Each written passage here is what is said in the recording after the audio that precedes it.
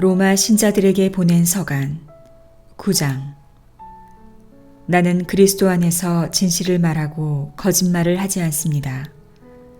나의 양심도 성령 안에서 증언해 줍니다. 그것은 커다란 슬픔과 끊임없는 아픔이 내 마음속에 자리 잡고 있다는 것입니다. 사실 육으로는 내 혈족인 동포들을 위해서라면 나 자신이 저주를 받아 그리스도에게서 떨어져 나가기라도 했으면 하는 심정입니다. 그들은 이스라엘 사람입니다. 하느님의 자녀가 되는 자격, 영광, 여러 계약, 율법, 예배, 여러 약속이 그들에게 주어졌습니다.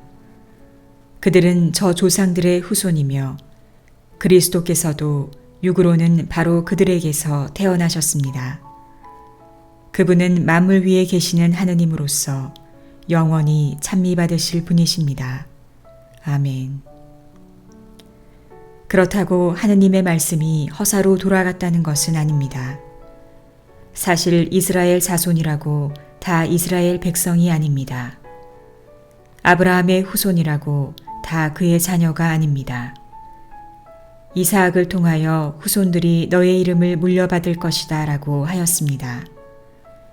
이는 육의 자녀가 곧 하느님의 자녀가 되는 것이 아니고 약속의 자녀라야 그분의 후손으로 여겨진다는 뜻입니다. 약속이라는 것은 이맘때에 내가 다시 돌아올 터인데 그때에 사라에게 아들이 있을 것이다 하신 말씀입니다. 그뿐만 아니라 레베카가 한 남자 곧 우리 조상 이사학에게서 잉태하였을 때에도 마찬가지입니다. 두 아들이 태어나기도 전에 그들이 선이나 악을 행하기도 전에 하느님께서는 당신 선택의 뜻을 지속시키시려고 또 그것이 사람의 행위가 아니라 부르시는 당신께 달려있음을 드러내시려고 형이 동생을 섬기리라 하고 레베카에게 말씀하셨습니다. 이는 성경에 기록된 그대로입니다. 나는 야곱을 사랑하고 에사우를 미워하였다. 그렇다면 우리가 무엇이라고 말해야 합니까? 하느님 쪽이 불의하시다는 것입니까? 결코 그렇지 않습니다. 하느님께서는 모세에게 말씀하셨습니다. 나는 내가 자비를 베풀려는 이에게 자비를 베풀고 동정을 베풀려는 이에게 동정을 베푼다. 그러므로 그것은 사람의 의지나 노력이 아니라 하느님의 자비에 달려 있습니다. 사실 성경도 파라오에게 이렇게 말합니다.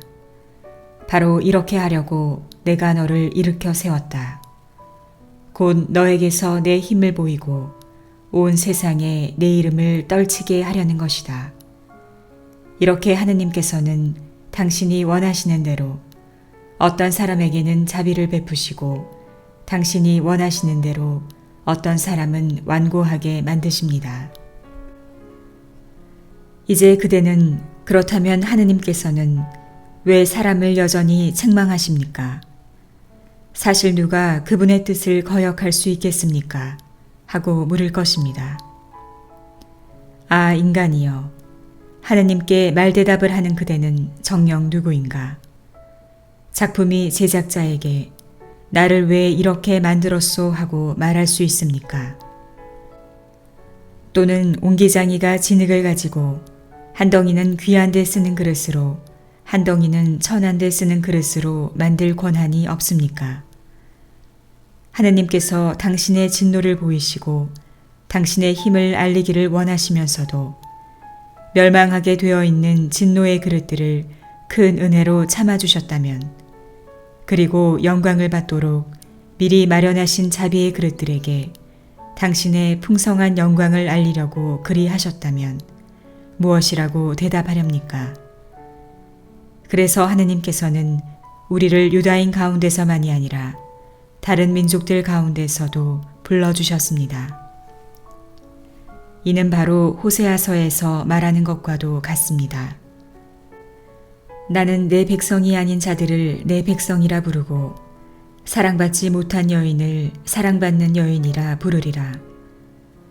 그들에게 너희는 나의 백성이 아니다 하던 바로 그곳에서 그들은 살아계신 하느님의 자녀라 불리리라. 그리고 이사야는 이스라엘을 두고 이렇게 외칩니다. 이스라엘 자손들의 수가 바다에 모래 같다 하여도 남은 자들만 구원을 받을 것이다. 주님께서는 말씀을 온전히 또 조속히 세상에 실현시킬 것이다. 이는 또 이사야가 예언한 그대로입니다.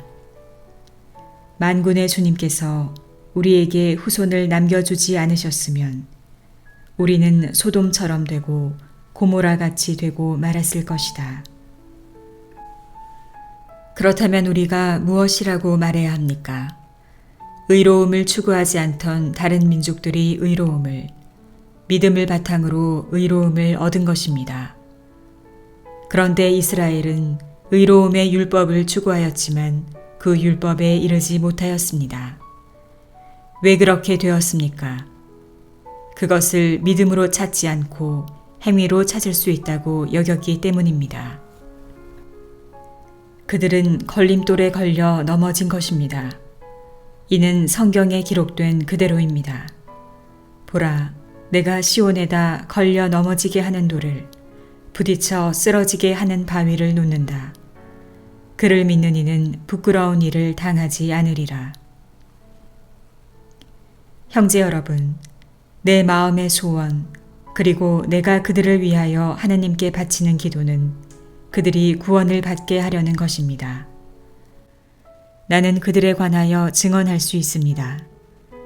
그들은 하나님을 위한 열성을 지니고 있다는 것입니다. 그러나 그것은 깨달음의 바탕을 두지 않은 열성입니다. 하느님에게서 오는 의로움을 알지 못한 채 자기의 의로움을 내세우려고 힘을 쓰면서 하느님의 의로움에 복종하지 않았기 때문입니다. 사실 그리스도는 율법의 끝이십니다. 믿는 이는 누구나 의로움을 얻게 하려는 것입니다. 모세는 율법에서 오는 의로움에 관하여 이렇게 기록하고 있습니다. 그것들을 실천하는 이는 그것들로 살 것이다. 그러나 믿음에서 오는 의로움은 이렇게 말합니다. 너는 누가 하늘로 올라가리오 하고 마음속으로 생각해서는 안 된다. 이 말씀은 그리스도를 모시고 내려오라는 것입니다. 또 말합니다. 누가 지하로 내려가리오 하지 마라. 이 말씀은 그리스도를 죽은 이들 가운데에서 모시고 올라오라는 것입니다.